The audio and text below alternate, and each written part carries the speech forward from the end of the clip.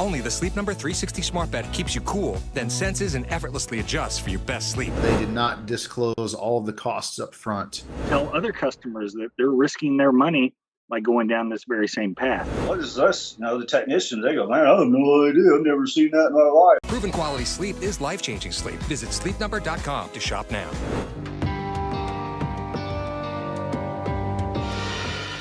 Hi guys, this is Aylar and you're on Peace Consumer channel. We spend a third of our lives in sleep and our body position changes an average of 26 times during the night. Since this is true for everyone, our well-being and productivity depends on the bed we sleep on. In this video, we'll discuss Sleep Number and hear the reviews on it from our users. But first, please make sure that you subscribe to our channel, hit the like button and leave a comment under this video. This way you will help as many people as possible to stay away from making someone else's mistakes. Now, let's start.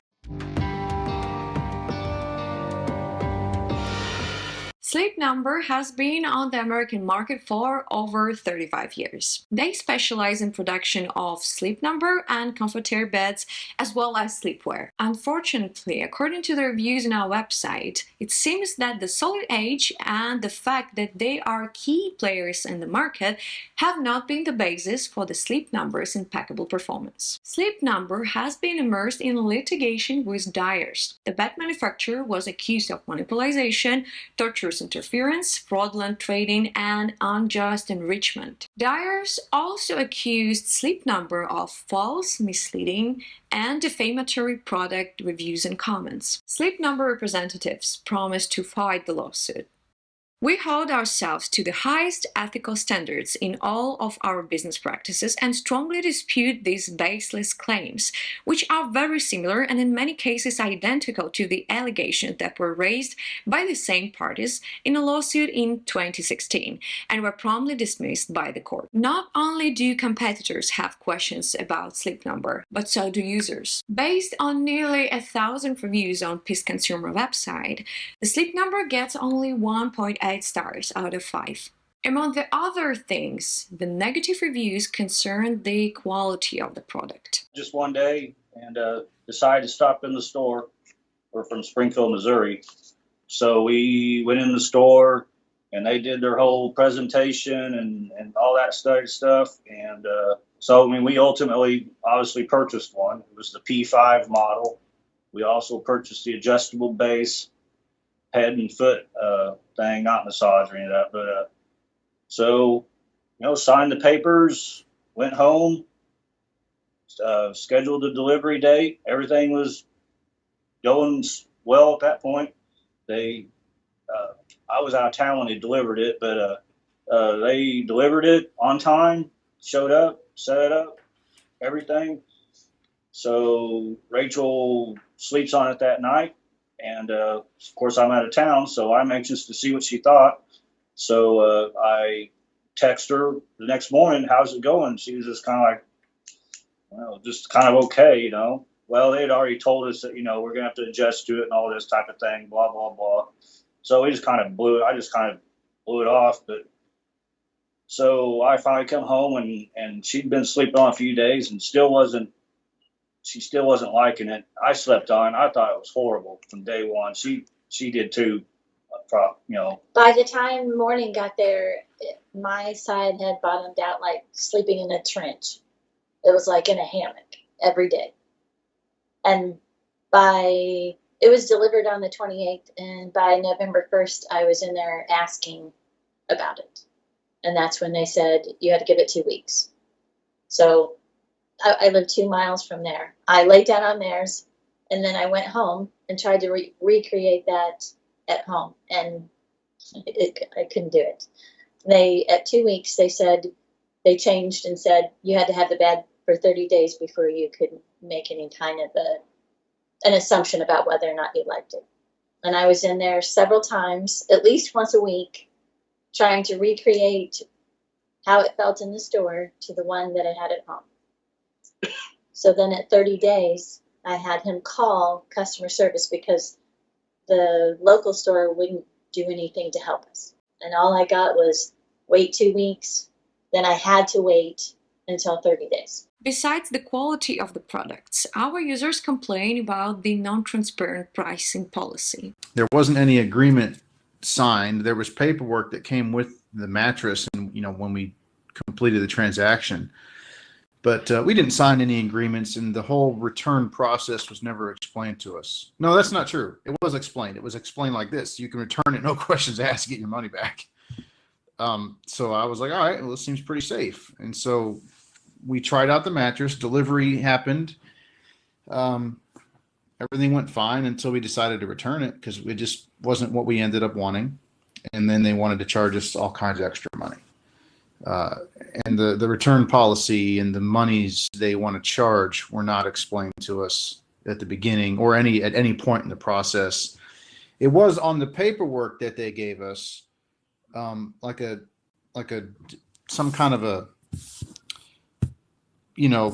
I used to work in sales, so I'm familiar with this, but I don't know what they call it. But when you sell big ticket items, appliances and things, there's certain things that the store will do for the customer and that the store won't do for the customer, and you make sure the customer knows that, and they sign the paper, and you keep that in your file so you can say, hey, look, you signed the agreement later on. We didn't sign anything, and we never knew about it until we tried to return it. So there was a $200 return fee that they wanted to charge us, and then they wanted to try to charge after that part of the sale price that we had gotten. They wanted to kind of tack that on, so we would end up having to pay $400 one way or the other, either by withholding part of the refund or charging money. One way or the other, they wanted to get about $400 back from us in order to return the mattress. That was going to be a restocking fee and a pickup takedown fee and all that. So I was able to get out of half of that, but it took a lot of phone calls to their customer service department and talking to managers. I mean, a couple of 2-hour different phone calls at least. And that's it. It's just, there were two main things which really ticked me off about the whole thing. The one that in the store, the fact that they wanted to charge you a return fee was not part of it. You get your money back, but then they're going to take $200 off the refund for the pickup and return fee. And then that was never explained. At any point until we decided, okay, we're not gonna keep it, And then the second thing that kind of bothered me after the fact was the delivery and setup fee that they charged that we did have to pay. That was non-refundable. That was at the beginning of it, and I told them I didn't need any installation. I could handle that myself. I'm pretty handy. It's not that complicated. And they made it sound as if it really was, and they really needed their people to do it. And you never know what kind of situation you're going to get when you walk into someone's house and see what kind of bed platform they have. Well, as it turns out, it was not complicated at all, and it just was stupid that they made you pay for that. And they don't give you an option not to pay for it. They tell you that you have to pay for delivery and setup if you want to be able to return the mattress.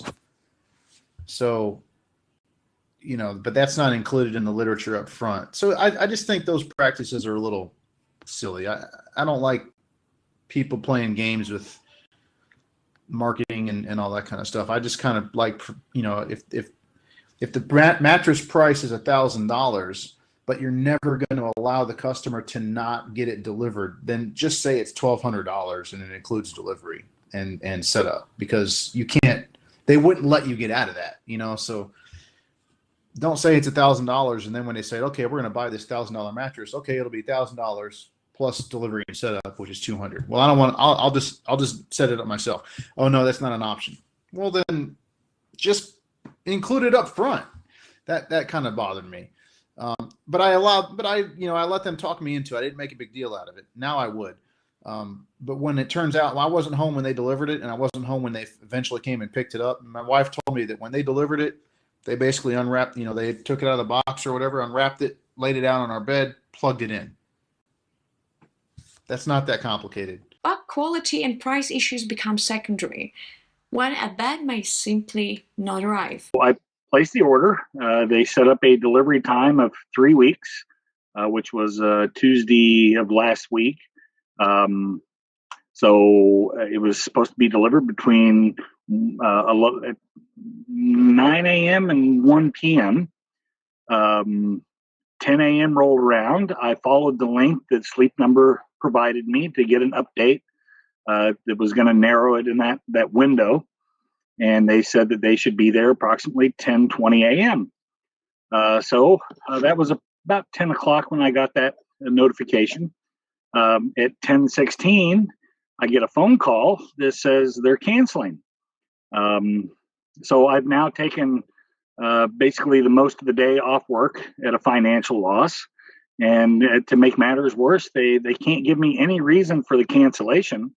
And after speaking with the lady on the phone for an extended period of time, just trying to get an answer, of which I could not, they said that they were simply rescheduling for February 18th, and that that was it. I had no say in the matter. You may find more reviews on Sleep Number on the Peace Consumer website and share your experience with this company. We can only hope that Sleep Number listens to its customers and changes its work for the better. That's all for today. Thank you so much for watching this video. See you next time.